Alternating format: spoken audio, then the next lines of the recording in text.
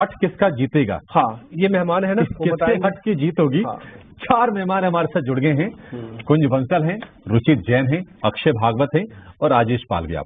अपने अपने फील्ड के सभी धुरंधर, कहने को टेक्निकल एक्सपर्ट, लेकिन सबकी जो एक्सपर्टीज है ना वो अलग अलग लेवल्स की है और ये सारे आपके काम आएगी।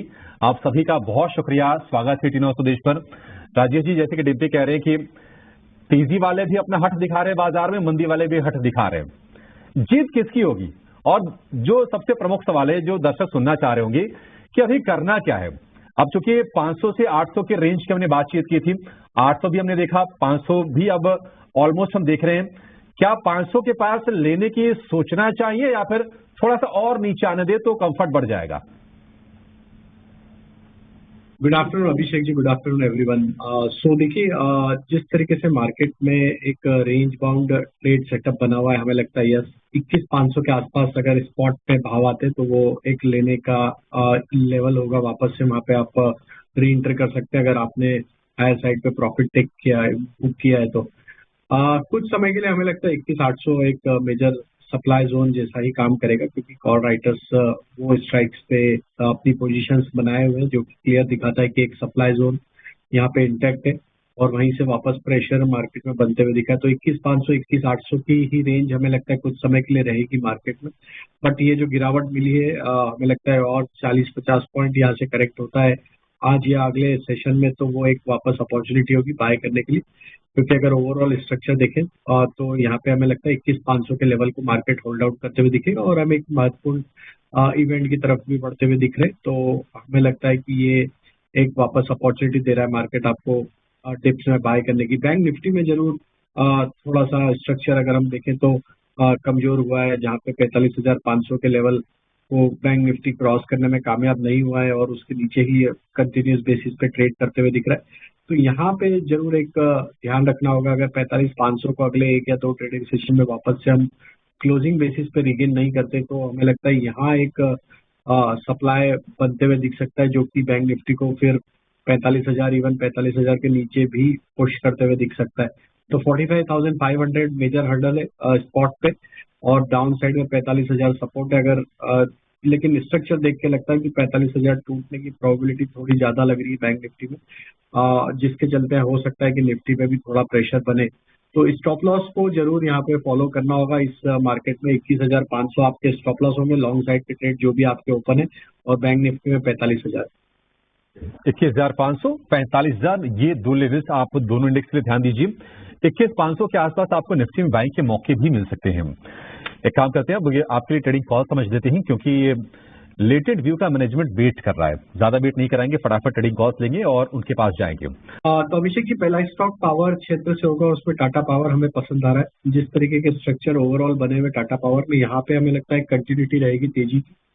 अपसाइड के टारगेट हम 398 तक एक्सपेक्ट कर रहे हैं, स्टॉप लॉस होना चाहिए करीब 378 का। दूसरा स्टॉक जो पसंद आ रहा है वो इंडियन बैंक। एक अच्छा स्ट्रॉन्ग अप ट्रेंड यहाँ पे स्टॉक में देखा है हमने पिछले कई हफ्तों महीनों में, और जिस तरीके से स्टॉक में एक ब्रीफ कंसोलिडेशन के बाद वापस वीकली चार्ट पे एक देखे तो एक अच्छा ब्रेकआउट यहाँ पे देखने को मिला। हमें लगता है 515 के टारगेट के लिए इसको बाय किया जा सकता है। डाउन साइड में जो स्टॉप लॉस फॉलो करना होगा वो करीब होगा 486 के आसपास।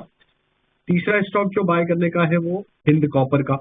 स्टॉक में जिस तरीके के फॉर्मेशन बने, ये अपने प्रीवियस स्विंग हाई को पेनिट्रेट करते हुए दिख रहा है।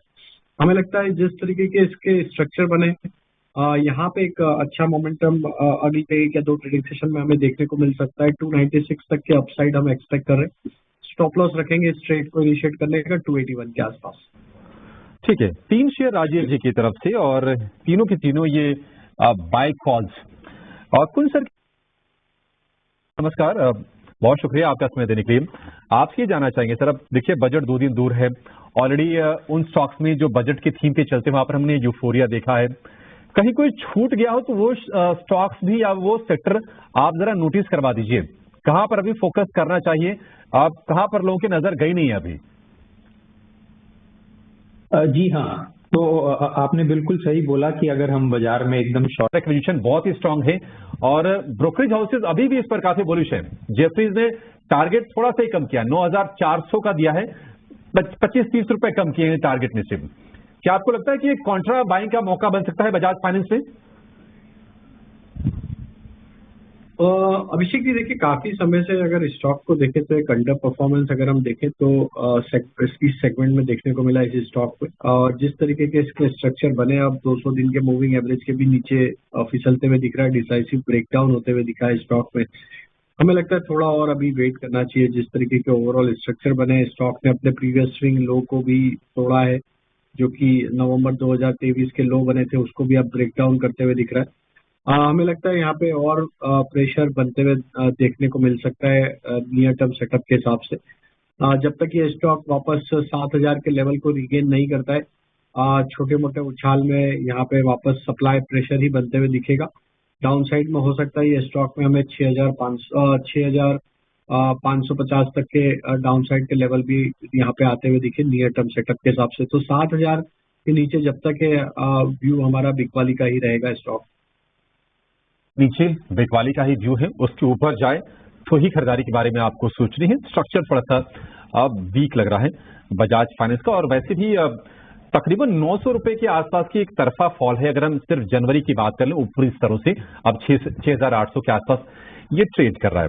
लेकिन कल बाजार की नजर होगी दो बड़े नतीजों पर। चेक करना, स्ट्रक्चर तो कह रहा है चलना चाहिए, क्या करें क्रॉम्पटन ग्रीव्स? तो काफी समय से डिम्पी जी ये स्टॉक में कंटिन्यूटी तो बनी हुई है अप ट्रेंड की, लेकिन पिछले 2-3 हफ्तों में देखा एक प्रॉफिट टेकिंग जरूर आया है स्टॉक में। स्टॉक अपने एक अच्छे सपोर्ट के आसपास ट्रेड करते हुए दिख रहा है, जो कि है इसका करीब 290-91 के आसपास। अगर ये 291 को पकड़ होल्ड करता है तो यहाँ से पुलबैक का ट्रेड बनेगा। तो 290-91 एक इसका इंपॉर्टेंट सपोर्ट एरिया क्रॉम्पटन का। यहाँ पे अगर ये होल्ड आउट करने में कामयाब होता तो एक पुलबैक के ट्रेड के लिए यहाँ पे एक चांस लिया जा सकता है। हालांकि स्टॉक में जिस तरीके से नियर टर्म सेटअप बना हुआ है, तो ये काफी क्रिटिकल लेवल, अगर वो लेवल नहीं होल्ड आउट होता है तो हमें लगता है कि फर्दर और प्रॉफिट टेकिंग एक्सटेंड होते हुए दिख सकती है। But short to medium term perspective से देखें तो हमें लगता है देयर इज अ पॉसिबिलिटी कि एक यहाँ पे पुल बैक का ट्रेड के लिए जगह बनते हुए दिख रही है। स्टॉप लॉस बहुत ही टाइट रखना होगा वहाँ पे 288 के आसपास। ठीक है, 288 रुपए का स्टॉप लॉस। लेकिन खबरों के लिहाज से जरा डीलिंग रूम का माहौल। राजेश सर, आपकी तरफ से कोई BTST STBT? डीपी जी, हमें लगता है PSU बैंक में स्ट्रेंथ बनी हुई है, तो वहाँ पे PNB पे फोकस रखना चाहिए। PNB में ऑलरेडी अगर हम देखें तो एक अच्छी तेजी के बाद स्टॉक में 105 रुपए के ऊपर अब कंटिन्यूस बेसिस पे सस्टेन करते हुए दिख रहा है। यहाँ पे हमें लगता है कि एक मोमेंटम कंटिन्यू होते हुए दिख सकता है। 115 से लेकर 118 तक की अपसाइड के टारगेट के लिए ट्रेडिंग पॉइंट ऑफ व्यू से PNB पे बाय किया जा सकता है। स्टॉप लॉस रखेंगे करीब 106 रुपए 50 पैसे का। और दूसरा स्टॉक जो हमें पसंद आ रहा है वो है ऑयल एंड गैस सेगमेंट में, और उसमें हमें लगता है कि यहाँ पे BPCL को बाय किया जा सकता है। एक अच्छी कंटिन्यूटी बनी हुई है, पूरे ही सेक्टर एक अच्छा तेजी में बना हुआ है, तो BPCL पे यहाँ पे फोकस रखना चाहिए। 496 का स्टॉप लॉस और अपसाइड का टारगेट होना चाहिए करीब 515 तक। ठीक है, रुचित सर, आपकी तरफ से कोई BTST STBT? BTST लेके जाने की सलाह रहूंगा। सो आइडियली एक अच्छा कंसोलिडेशन का ब्रेकआउट आज